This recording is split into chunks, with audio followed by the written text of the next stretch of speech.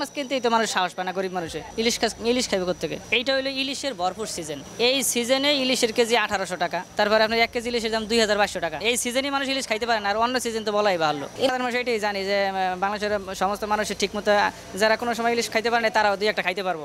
বিগত যে সরকারের তারা ভারতের সাথে তাদের মিল ছিল বা তারা ইলিশ মাছ ভারতে পাঠাইছে, বাংলাদেশের জনগণ খাইতে পারে নাই। এখন যদি ভারতে পাঠায় তাহলে তো আগের আর পরের বাকি রইল কি? সবাই তো তাহলে সমান আমরা দেখতেছি। চোখেই দেখেন অনেক মানুষ, গরিব মানুষ। লোকাল বাজারগুলোতে দেখবেন এই মিঠা পদ্মার মাছ আসে না, বরিশালের মাছ আসে না। লোকাল বাজারে আসে দেখবেন কক্সবাজারের মাছ, যা একটু দাম কম। সেই বলির পাড়াই থাকলো।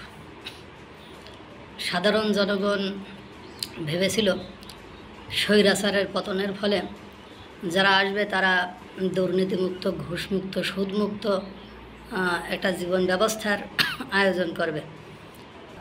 নিয়ে আন্দোলন করে এই সরকারকে বসালো।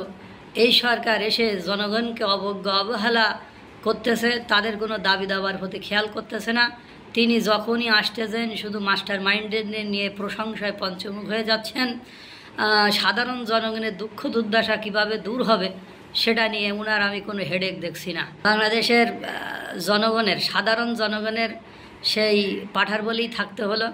সাধারণ জনগণের ভাগ্য আকাশের বিন্দু পরিমাণ কোথাও পরিবর্তন এসেছে আমি তো দেখতে পাচ্ছি না। হয়তোবা আমার দেখার চোখে ভুল হতে পারে। আপনারা দেখলে প্লিজ জানাবেন যে হ্যাঁ পরিবর্তন এসেছে। এই যে মানুষের দুরবস্থা দিন দিন শুধু বেড়েই যাচ্ছে।